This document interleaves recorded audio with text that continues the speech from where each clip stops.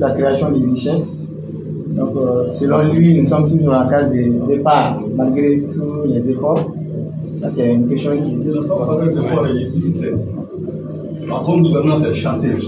Chanter, d'accord. Merci, c'est une question qui se pose tout le temps, mais il faudrait que les uns et les autres sachent c'est quoi la création de richesse. La création de richesse, c'est le secteur privé qui crée la richesse. C'est le secteur privé qui investit. Ce sont les entrepreneurs qui transforment.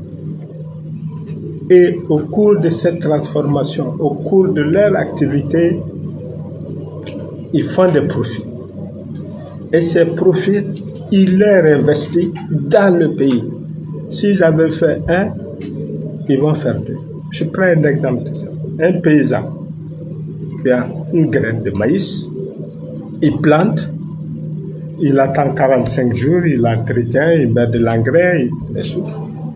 Au bout de 45 jours, il a 200 graines sur un épi.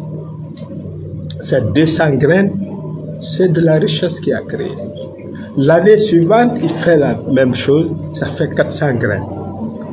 À un moment donné, il se dit, bon, je vends 200 graines et je garde ça à côté. En transportant cette graine pour le marché, il a harcelé par les services économiques du pays. Où tu vas marcher, il paye quelque chose. La corruption pour qu'il puisse aller vendre. Il va vendre, il va payer la TVA là-dessus. Ça va être dans la cagnotte nationale pour que le gouvernement puisse investir dans les infrastructures communautaires. Il vend ça à un poulailler qui nourrit ses poulets. Lui aussi, il va vendre ses poulets, ainsi de suite. Donc, il a permis à ce que l'éleveur puisse élever son poulet et le poulet est vendu à un restaurateur. Lui aussi, il va faire en sorte qu'il vende des plats à ses clients, ainsi de suite. C'est ça la création de richesse. Mais chez nous, dès qu'on se met dans le secteur privé, c'est d'abord l'insécurité juridique judiciaire. Pour avoir les documents, il faut payer. Une fois que vous commencez, quelqu'un vient pour vous embêter. Vous avez ceci, vous avez cela, vous n'avez pas ça. On vous menace de fermer. Après, d'autres viendront pour vous demander qu'est-ce que vous avez fait depuis 2 ans, depuis 3 ans. Rien n'est fait pour protéger ceux qui créent la richesse dans le pays. Rien n'est fait pour que ceux qui cherchent à créer la richesse puissent s'endetter, puissent avoir des emprunts. Il n'y a aucun mécanisme en place. Et c'est cela qui empêche la création de richesse dans le pays. Même si on crée cette richesse, cet argent qui va au trésor public, cet argent soit se voler, soit se détourner légalement. Si on regarde le budget du Mali, par exemple, de 2025, dans le budget, vous avez le salaire du président de la République, c'est à part. Vous avez son entretien, c'est à part. Ses chauffeurs, ses voitures, ses machins, sa nourriture, tout ça. Après, il a un fonds de fonctionnement, enfin, son fonds privilégié à lui. On lui donne ça, il n'a pas à justifier. D'après lui, qu'il n'a pas à justifier. Toute somme qui sort du trésor doit être justifiée. Son budget personnel où il peut dépenser dans des activités où il pense que ça peut faire de la création de richesse. Et ces fonds, c'est 17 milliards pour le président de la République. Pour le Premier ministre, c'est 15 milliards de fonds de souveraineté. Et cet argent, qu'est-ce qu'on fait avec ça? C'est ça. Même si c'est un fonds de souveraineté, ça doit être justifié. Tu mets dans quoi? Il faut que ça crée de la richesse. Parce que ça vient de quelque part. Et cet argent disparaît là-bas. La seule entreprise d'État qui vient pour aider le secteur privé, c'est l'ANPE. L'ANPE a un budget mal an, bon an, 5 milliards. Ça ne vient pas du trésor.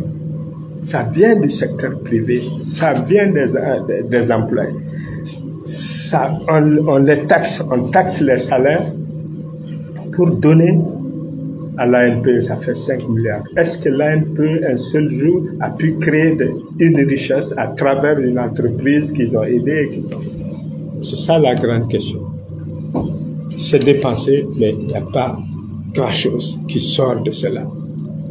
Il faudrait que cette jeunesse puisse savoir où va l'argent de leurs parents. Eux, ils ne travaillent pas encore. Ils attendent à travailler.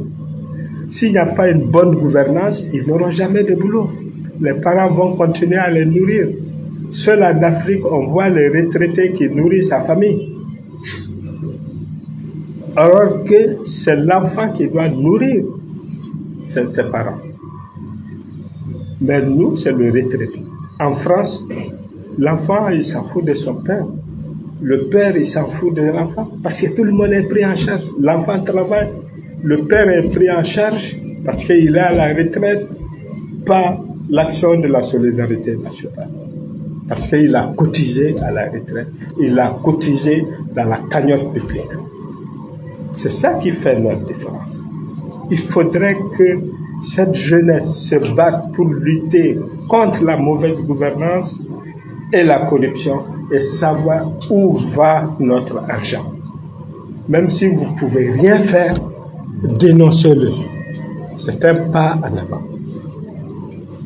Si on le dénonce au Mali, partout où vous allez, vous dénoncez, nos partenaires au développement, ils vont dire attention, au Mali, il y a un problème.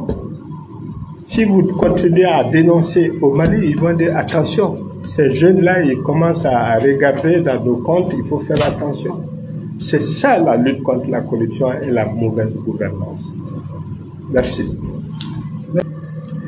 Je remercie également le président de la République de Côte d'Ivoire, M. Alassane Ouattara, qui nous suit de près à travers le groupe Yarega.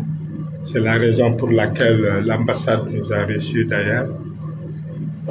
Remerciements vont aussi au président Félix Tshisekedi, qui a bien voulu organiser une journée africaine de la liberté. Et cela est très important parce que la plupart de nos pays, nos libertés collectives et individuelles sont bafouées. Notre dignité n'est pas respectée parce que pour avoir une dignité, il faut travailler d'abord. Si la jeunesse ne travaille pas, on n'a ni dignité ni reconnaissance. Nos droits ne sont pas respectés. On n'a aucun droit dans nos pays. Si un pays africain désire organiser une réunion africaine dans son pays pour lutter contre cet état de fait, c'est le lieu de le remercier parce que la jeunesse dans notre pays, elle est très très importante. D'ailleurs, c'est l'une des causes, si on ne fait pas attention, qui va faire exploser les différentes républiques. La Banque mondiale a fait une étude il y a, je pense, 2 ans. La population malienne, il n'y a que 2% qui ont plus de 65 ans et plus. 2%. Tout le reste, c'est des jeunes qui doivent travailler. 2%. En France, c'est 22% qui ont 65 ans et plus. Au Japon, c'est 26% qui ont 62 ans, 65 ans et plus. on n'a pas les mêmes problèmes que les Européens. Notre problème ici, c'est de donner la voix, c'est de donner la dignité à la jeunesse africaine. Et cette dignité, ça s'acquiert par la liberté d'entreprendre, la liberté de choisir son travail. Et si on ne le fait pas, c'est l'implosion qui va faire et c'est toute l'Afrique qui a la même position que le Mali aujourd'hui. On est entre 22 et 23% de la population qui a l'âge de ne plus travailler. Donc, ceci dit, j'aimerais bien que les gens comprennent une chose. Ça ne se décrète pas le travail de la jeunesse et des autres. La création de la richesse est à la base de l'emploi de la jeunesse, de la lutte contre le sous-développement. Et s'il n'y a pas d'emploi, et le peu qu'on crée comme richesse, si la mauvaise gouvernance permet de détruire ça, si la corruption détruit le peu qu'on crée, il n'y aura pas d'emploi pour la jeunesse. Et notre problème principal, c'est ça.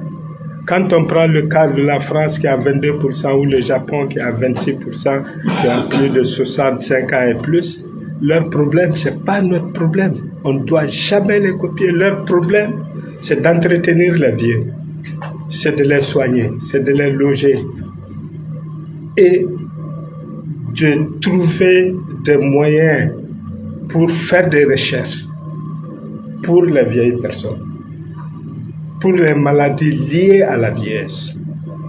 C'est pourquoi la France a 15% de son budget, 15%, je dis bien 15% de dépenses publiques. Ça veut dire de solidarité nationale. Et c'est 15%. La population de la France, c'est 1% de la population mondiale. 1% de la population mondiale et 5% de la production mondiale. La France ne produit que 5%. Dans le monde, s'il y a 100 caméras produites, il y a 5 qui sont produites en France.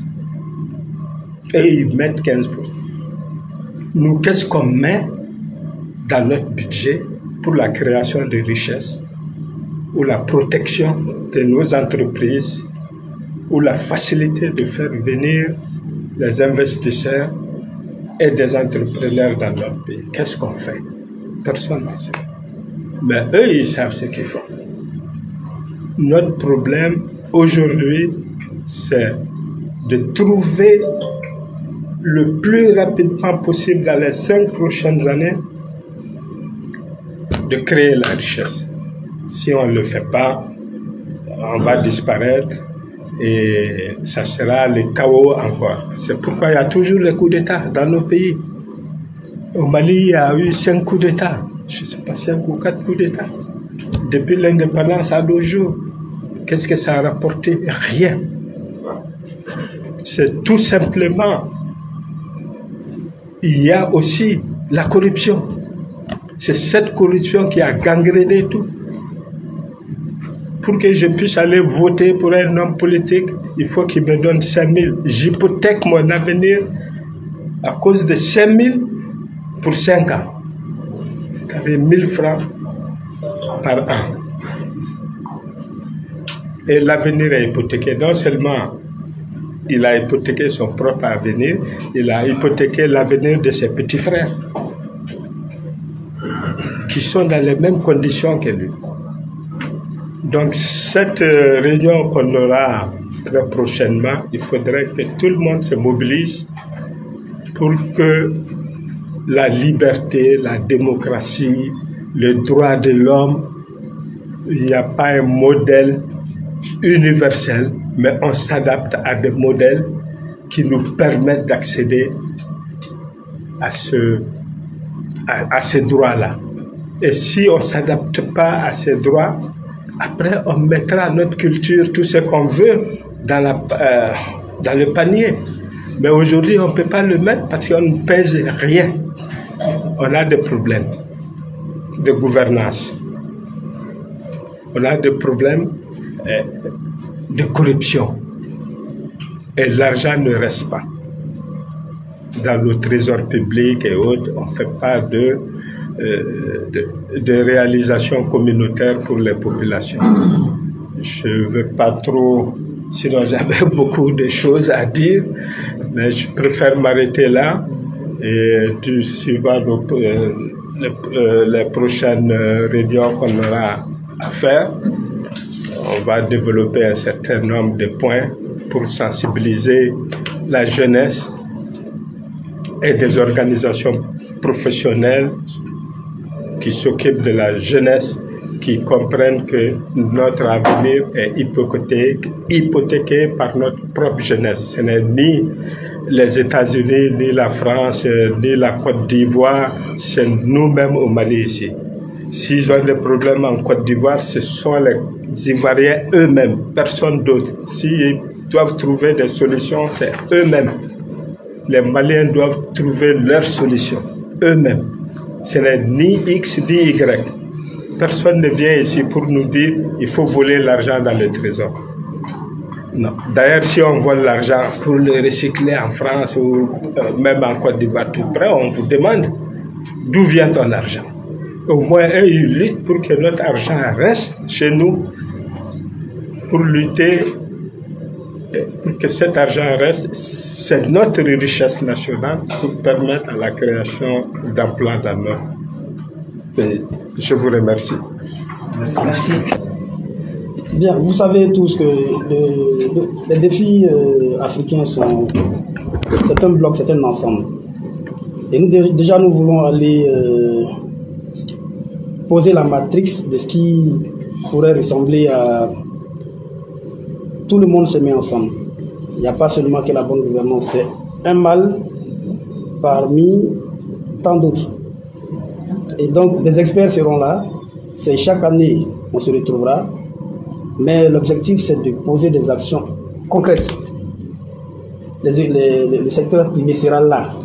De quoi la jeunesse a besoin? L'agriculture en Afrique, de quoi est-ce qu'elle a besoin? Aujourd'hui, nous n'avons pas tous ces experts-là. Je répondrai en même temps à la question du journaliste de l'Indépendant qui dit est-ce que nous sommes en contact avec la commission d'organisation. C'est maintenant que cette commission se met en place. Nous prenons les éléments clés. C'est pour ça que pour les droits de l'homme, l'Observatoire de défense des droits de l'homme et de la démocratie au Mali a été coopté pour gérer ce volet-là. Pour d'autres volets, c'est d'autres organisations. Et donc, au lancement officiel, toute l'organisation, tout le comité d'organisation sera au complet. Effectivement, nous sommes en contact avec les autorités. Nous, en Côte d'Ivoire, via l'ambassade. Et incessamment, on vous informera de la date de lancement. Et donc, c'est vraiment tous les problèmes qui s'y retrouveront. Voilà. Attends, je réponds à cette question. Moi, je tiens à ma liberté. Je tiens aux droits de l'homme.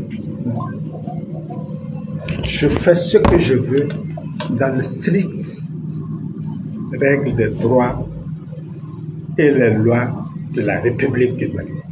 Je peux saluer qui je veux, mais je ne suis pas un impoli.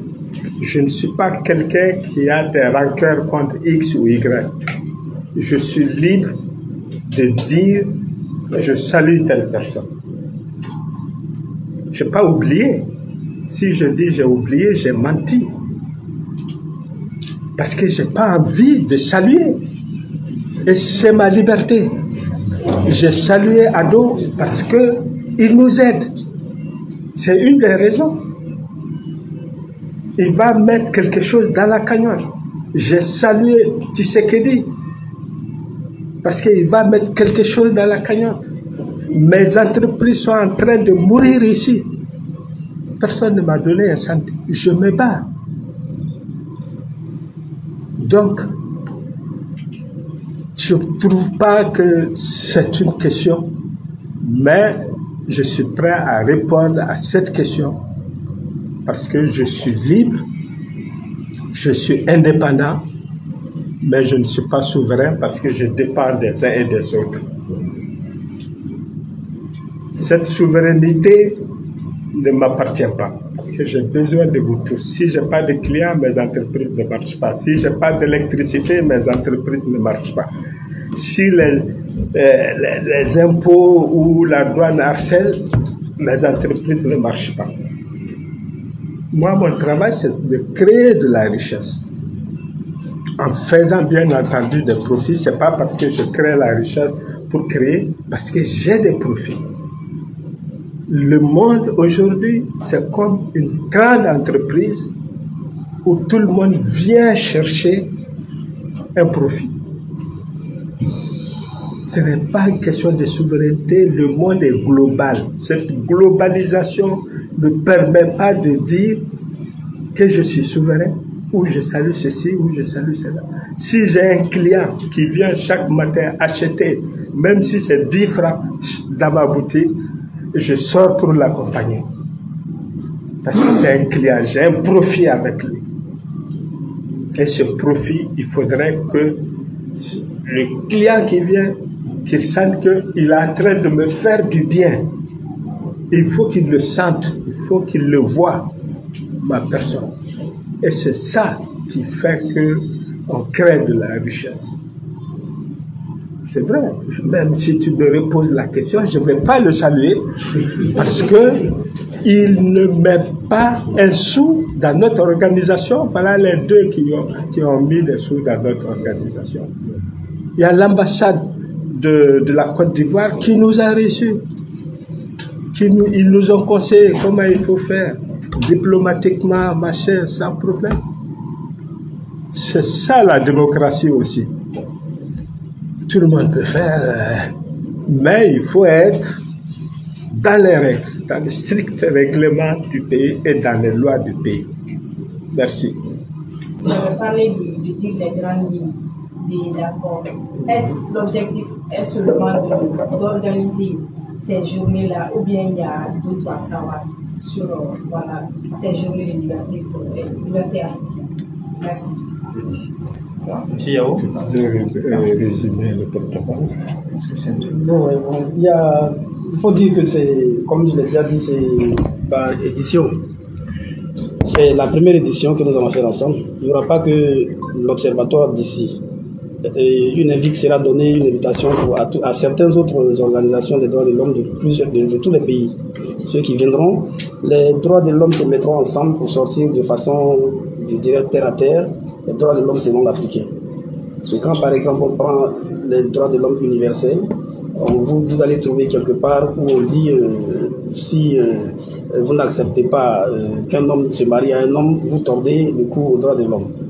Ailleurs, on dira, bon, un homme peut marier une femme, mais pas 4 femmes. C'est un délit qu'un homme marie 2 femmes. C'est mélangé. Qu'est-ce que l'Afrique tire de ça? Les réalités africaines sont là. Donc, il faudra que l'on tienne compte dans les droits de l'homme, des droits de l'homme selon l'Afrique. On n'est pas que demain, quand par exemple, on a connu des pays comme chez nous, quand on envoie les enfants, nos enfants, les agriculteurs viennent avec leurs enfants dans les champs de cacao, on dit qu'on exploite les enfants. Alors que c'est pour nous l'école que l'agriculteur donne déjà à son enfant, pour que tôt, quand il ne va pas à l'école, et même voilà, qu'il vienne apprendre déjà comment on traite les plants du café, du cacao et ces choses-là. Eux, les Occidentaux, pour eux, ça ne se fait pas comme ça. C'est des écoles où on doit forcément passer. Et donc, quand on voit les enfants dans les champs, on dit qu'on exploite les enfants. Les droits de l'homme, c'est vaste. Et finalement, si on y prend garde, ça ne voudra rien dire. Et les pays même qui disent qu'ils sont des pays des droits de l'homme, c'est eux qui fabriquent les armes, qui donnent aux gens et ils s'entretuent. L'Afrique doit s'asseoir pour dire voilà les droits de l'homme selon nous. C'est pour ça que nous sommes venus vers l'Observatoire. Il y a bien d'autres organisations qui s'y retrouveront là-bas. Et puis bon, quelque chose sortira. Tout comme les autres domaines, les experts, comme je l'ai déjà dit, parleront avec le secteur privé.